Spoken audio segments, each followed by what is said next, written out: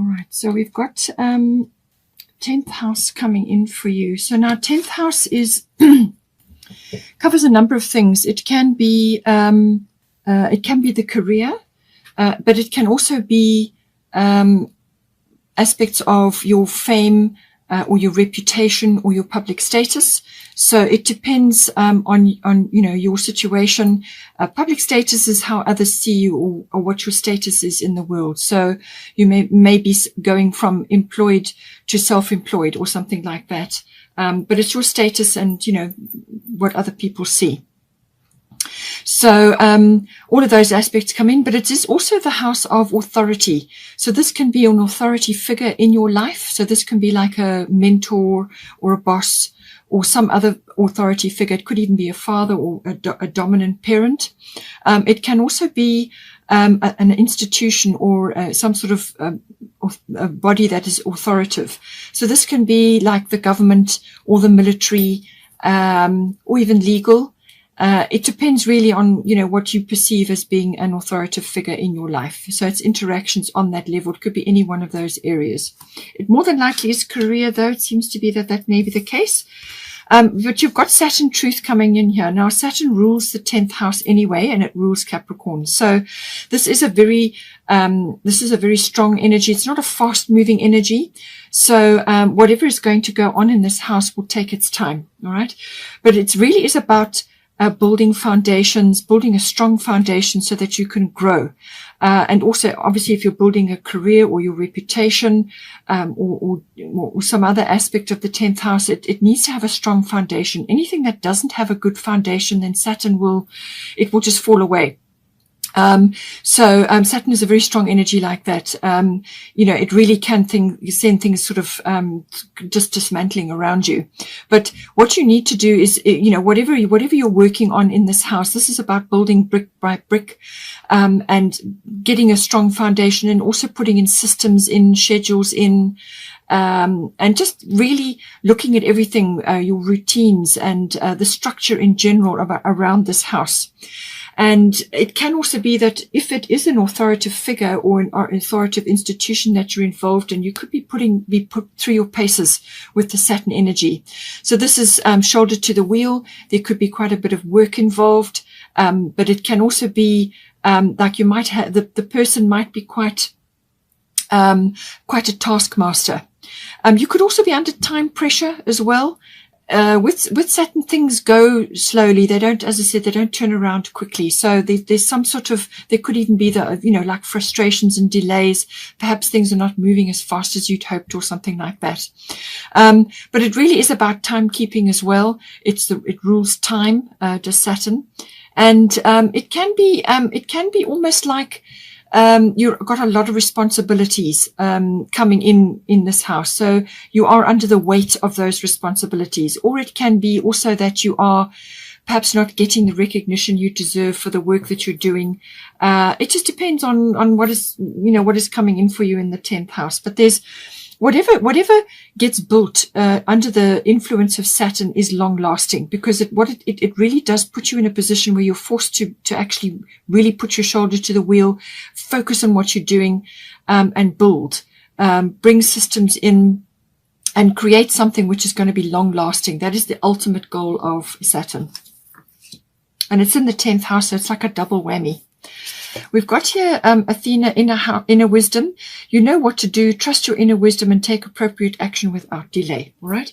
So something is coming in, whether it's you're entering some sort of institution or you're dealing with the government or some other aspect, or it could be that you are wanting to perhaps work on your career. However it's coming in for you, but it's saying that you must follow your inner wisdom, that the owl is there. So this is your inner knowing about things. Follow your intuition. Pisces has always got good instincts and intuition, so follow that. And be prepared to really apply yourself in some way, shape or form in this house.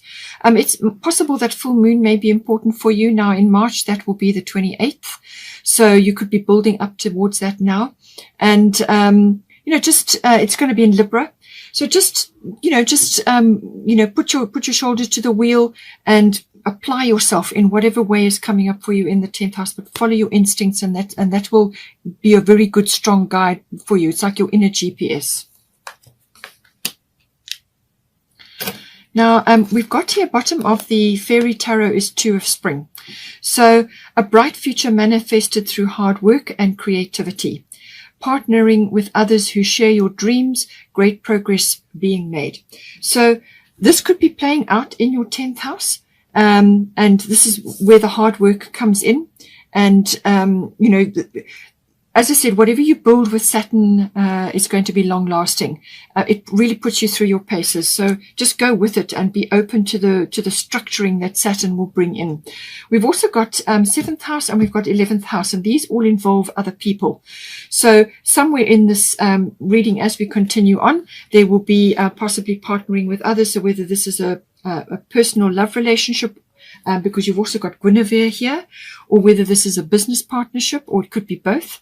But you've also got 11th house, and that can be groups or friends, friendships, societies, associations, things like that. So any one of those areas could be coming in for you, but it's a very good aspect to be having. And, you're going to be bringing in this strength, aspect as well. So you're going to need that to do this building, to actually create, what it is that you want to create here.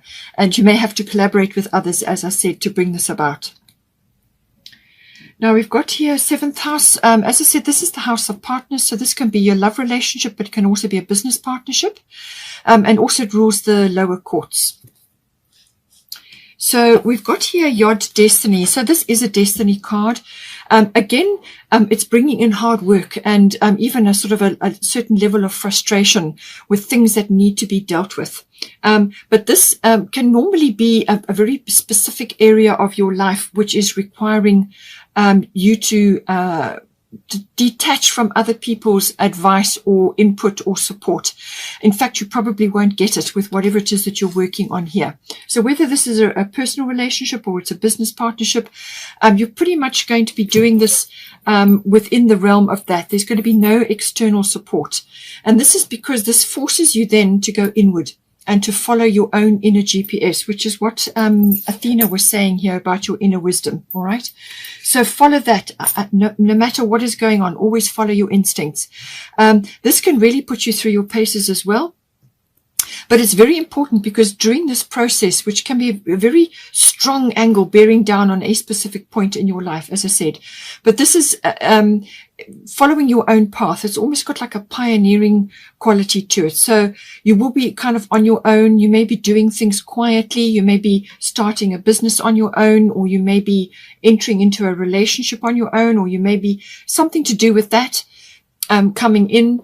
And, this is where this partnership comes in. But it is following your own inner GPS, listening to your own guidance and following that path. And don't expect the path to be clear in front of you. It may not be. In fact, it's probably unlikely. And this is because when destiny is involved, this is part of your life purpose, your life path. And, not, that is not really revealed to you in one big massive chunk because you would be intimidated. So it comes in small steps, and you take a step and then you get busy with that. And then once you've reached a certain point, then the next step is revealed, and so it goes on. So this is why you have to follow your inner GPS. But what it will do is build up inner strength, resilience, and really depending on your intuition and your instincts to guide you. And, once you get through this period of just doggedly moving forward through all the challenges, as I said, you may be you may be in secret, or you may be doing things quietly on your own, or just keeping things quiet, sort of almost separated from others. And this is necessary to bring out the best in this placement. So you may just feel a little bit like a black sheep, or just different from everybody else, or you may be marching to your own drummer, different from others. Now, whether this is in the form of a relationship, as in this relationship is like no other that you've been in, or the person that you're connecting to is just very different from everybody else. They may have different culture, they may have different background, whatever it is, or it's the course of the relationship is taking a different path to everybody else. So don't expect others to to connect with you. They may not see what you see. They may not connect with what you are connecting with, but this is why you've got to follow your own guidance, and you will get through. You will make a success of it, but it's going to put you through your paces, and you will just go follow your inner GPS, and you will get where you need to be. Now, along the way, we've got Green Tara, start delegating. Ask others, including me, to help you instead of trying to do everything by yourself. So whether this is within your love relationship, perhaps in your home, perhaps you're tackling something, you've got a big project on the go with your person, or it could be, as I said, a business partnership. And this is saying that you need help. You can't do it all. Nobody can be Superman or Superwoman. So you're going to need to farm out, whether it's tasks or things that need to be done. You can perhaps get a service in to come and do those things for you.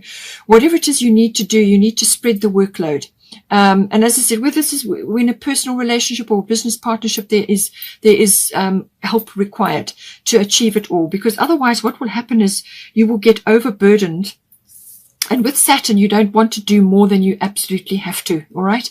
You need to, and because of the Yod destiny, this is going to be, it's not going to be an easy flow. You're going to be going through your paces with this. So get help. Ask for services, get services in to assist you, set things up. Don't try and do it all yourself, because then resentment is going to build up, and also exhaustion, and this is also about allocating time for yourself. So that you can actually access your inner wisdom and your inner GPS to navigate and make decisions. If you allocate time, which is purely yours, and whatever you do with that time, it's constructive for you. So whether you like to go on meditative walks, or you like to exercise, or you just like to spend time quietly at home, perhaps working on something, or just in contemplation, or just quiet time with your person, allocate time for that and make it one of the priorities that you are dealing with. And then detach and just edge out all the distractions, all the triggers, all the problems, so that it gives you time to become centered, and then you can clear your head and you'll be able to make decisions, and you'll be able to follow your heart. You'll be able to listen and hear your guidance. And that's what it's saying. Don't try and do everything yourself. Now we've got here 11th house. So as I said, this is the house of friendships. So friends may be very important to you at this time. But it can also be other people that are coming from sort of group activities. So this can be like associations, societies, any group activity. It's you within that group. It could even be a group of companies. All right. So this is a bigger, wider sort of network of people. It can also be your contacts, people that you've got as part of your contact or your network group. And it's also the house of seeing the future in some way. So this is can be very personal, as in your hopes and your dreams and your visions for the future. So you could really be tapping into that. It's also about following trends and currents in society or within your life, seeing the bigger picture, seeing things moving in the background, or seeing how things are going in certain ways, and being able to track that. In some cases, it can be helpful in your profession, or it can just be that your instincts are really sharp and you're able to follow certain, whether it's fashions or fads, or just the way that social currents and trends are moving. So it's following all of that. It's also to do with your sort of social things. It can also be, as I said, business groups, but social groups as well.